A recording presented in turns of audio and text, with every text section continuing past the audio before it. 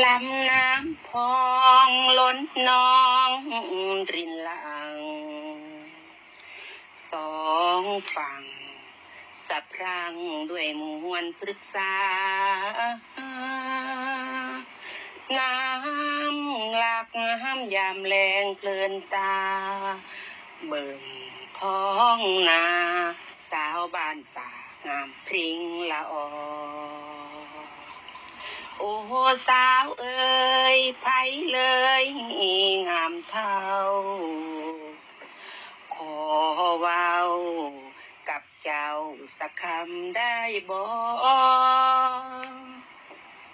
หรือว่านางมีชายคอยรอหากสาวบ่สิพนอมีสร้างราคินโอ้น้ำพองคลองสวรรค์ปุพเพเสกสรรบันดาลให้มาเยือนถิ่นอยากอยู่ร่วมหอร่วมปลูกปอไถนาทำกินร่วมฝันจนวันสูญสิ้นรักอยู่พินจนสิ้นลมปราณอันนาพองของดินถิ่นแฟนขอนแก่น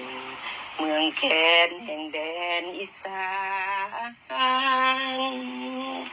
ถึงสิไกลดวงใจ